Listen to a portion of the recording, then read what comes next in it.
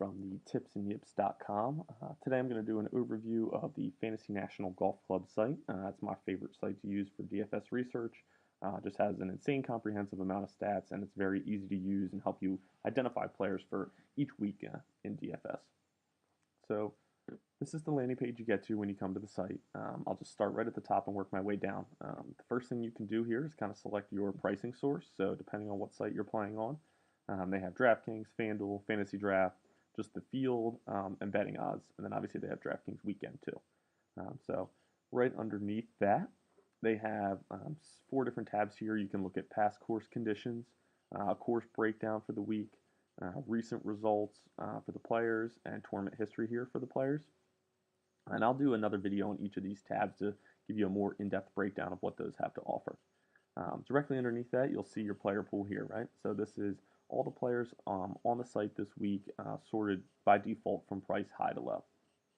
Then here on the left, you have a whole bunch of different categories for narrowing down your selection criteria, right? So I'll go through them right here at the top. You have your view, right? So right now it defaults to strokes gained view. The other options you have for this are birdies and bogeys, fairways and greens, proximity, par 3, 4, 5 efficiency, putting, custom stat model, and head-to-head.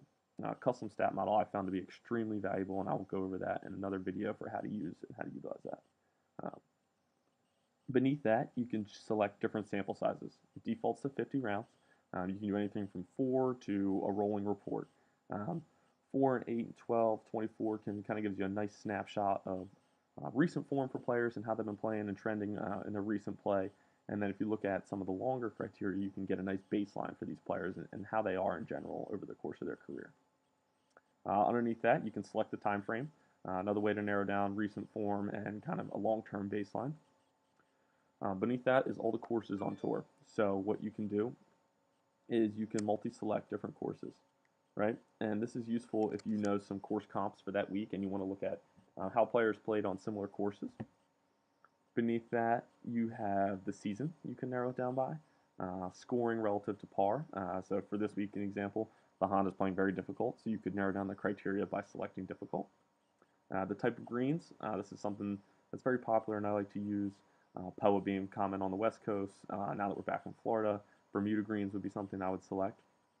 The firmness of the green, so has there been rain in the tournament recently? Are the greens playing soft, are the balls sticking, or is it firm and they're kind of running off? Hitting fairways, the fairway's really wide and everyone's hitting them, or are they narrow and it's pretty difficult to hit, and driving accuracy would be at a premium here. Round length in terms of time, par, the wind conditions, I have moderate already selected here, course length, and the round number. So, for example, at the Honda this week, let's look at scoring difficult, relative to par difficult on Bermuda greens in moderate wind conditions. And let's look for the last 24 rounds. And you'll see here the screen's kind of thinking and it's going to populate our results. Okay, so immediately what you'll see is a snapshot of all the strokes gained categories.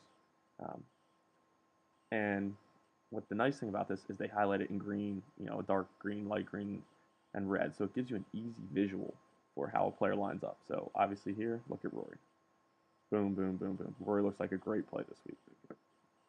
And like I said, you can sort by each of these. So you can kind of look at them individually and see how they are. So as you narrow down your search criteria, another great thing to do if you identify some players you like, you can favorite them right here. And as you favorite the players, it will allow you to look at ownership projections, which I'll look at too. And another nice thing is you can just click this button here and only kind of look at your player pool from here. One thing I will advise is to not select too many things over here, because then it really narrows down what you're looking at, the stats you're looking at. It kind of gives you a niche result and not really a nice overall picture.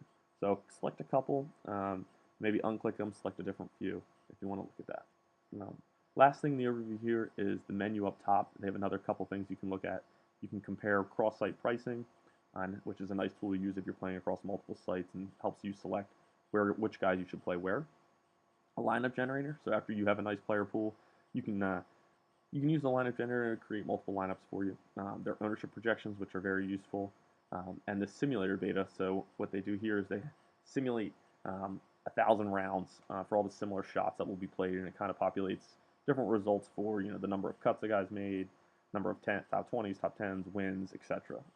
And I will go through all of these in another subsequent video. So that's the general overview. Like I said, this is my favorite site to use. It's got a ton of information. I find new things to plug and play with every time I dive in here. Look out for my next videos coming out to kind of